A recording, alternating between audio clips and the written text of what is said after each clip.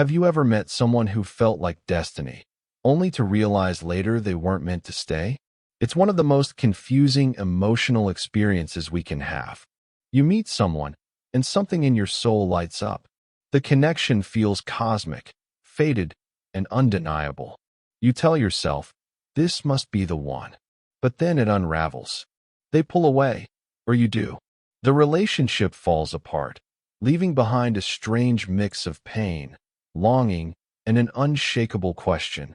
Why would the universe bring me someone who wasn't meant for me? According to Jungian psychology, these encounters aren't accidents. They are psychological mirrors, projections of parts of yourself that you haven't yet faced or integrated. Jung believed that the people we are drawn to most intensely often embody aspects of our own unconscious. They awaken something hidden, something unfinished within us.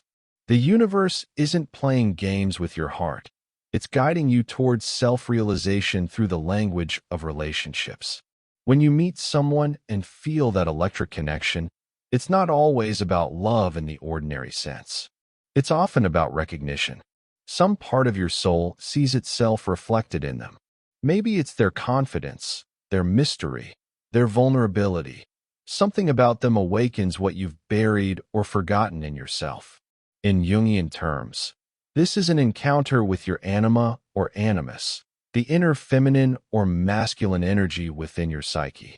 These energies are archetypal, ancient, and powerful. They pull us toward people who represent what we need to integrate to become whole. That's why it can feel so magnetic. You're not just falling for another person. You're falling for a disowned part of your own soul. And that's also why it can feel so painful when it ends. Because when that mirror disappears, you're left staring at your own reflection in the emptiness. You're forced to face what was always yours, waiting to be understood. Sometimes, the universe sends you someone not so you can keep them, but so you can see yourself.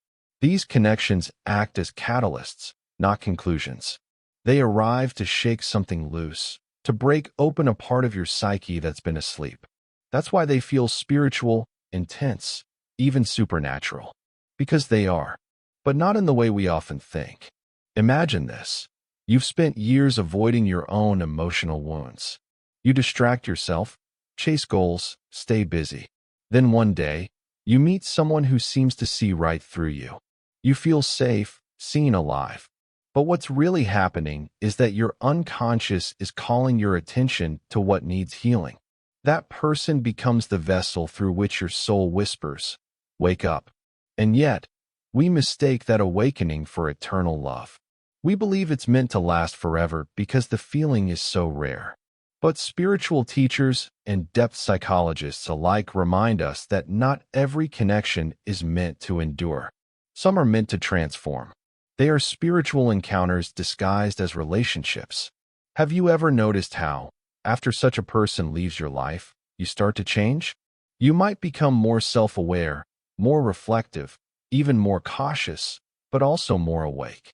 It's as if their presence ignited a fire that continues to burn inside you, guiding you toward deeper understanding. That's the universe at work. It doesn't always give you what you want. It gives you what you need for your evolution. Jung once said, "Until you make the unconscious conscious, it will direct your life, and you will call it fate." These not meant to be relationships are how fate speaks. They show you your patterns, your fears, your shadow, the parts of you you'd rather not see. Maybe you always fall for emotionally unavailable people, chase intensity instead of peace, or confuse love with validation. The person who breaks your heart often exposes the truth about yourself that you most need to see. And that realization can be devastating, because it means the pain was never punishment. It was an initiation. The universe wasn't trying to hurt you. It was trying to wake you. That heartbreak was a teacher in disguise. Think about the timing of that person's arrival. They often appear when you're on the edge of change, when your old identity is crumbling and something new is trying to emerge. They mirror your potential, your pain, and your power all at once. That's why you can't forget them easily. They represent the part of you you're still learning to embrace. In Jungian terms, these encounters are part of what he called individuation, the lifelong process of becoming your true self. Every relationship, especially the painful ones, serves that goal. The universe sends people not to complete you, but to reveal what's missing within you. When you mistake that revelation for romantic destiny, you suffer. But when you recognize it as soul work, everything changes. You start to see that love isn't always about possession. Sometimes it's about reflection. Not every person is meant to stay, but every encounter is meant to teach. The ones who awaken us the most are often the ones who leave. And their absence is not the end. It's the beginning of your integration. It's in that loss that real growth happens. Because after they're gone, you begin to embody the very qualities you admired in them. You become what they represented. You start to reclaim your own strength, your sensitivity, your depth. What once felt like cosmic punishment turns into divine preparation. The universe wasn't denying you love. It was showing you where to find it within yourself. And that's the paradox of these fated connections. They break you open so you can stop seeking externally what can only be found internally. They show you the mirror, and then they disappear, leaving you with the task of completing the reflection. When you finally understand that, the pain begins to shift. You stop asking, "Why did this happen to me?" and start asking, "What did this awaken in me?" That's the point where heartbreak becomes transformation. The person who once felt like your soulmate becomes your greatest mirror, showing you exactly what you needed to see to grow. This is how the universe teaches through love. It speaks in symbols, in synchronicities, in people who seem to appear out of nowhere and leave just as suddenly. It's not cruel. It's precise. It's purposeful. In Jungian psychology, these relationships are sometimes referred to as numinous experiences, moments when the divine breaks into your life and shakes your foundations. You can't explain why it feels so powerful or why it lingers even after it ends. That's because it's not just emotional. It's archetypal. The encounter taps into ancient forces within you, stirring the collective unconscious. You feel it not only in your mind, but in your very soul. And when it ends, your first instinct might be to chase that feeling again, to find another person who can make you feel that alive. But here's the truth. The aliveness was never in them. It was in you. They simply awakened it. The task now is to nurture that energy within yourself, to live from it, to realize that what you saw in them was a reflection of your own potential. That's the completion of the cycle. First, projection. Then, recognition. Finally, integration. You project your hidden parts onto another person. You recognize what they mirror, and then you integrate it, bringing that energy home. That's how you stop repeating the same painful patterns in love. That's how you become whole.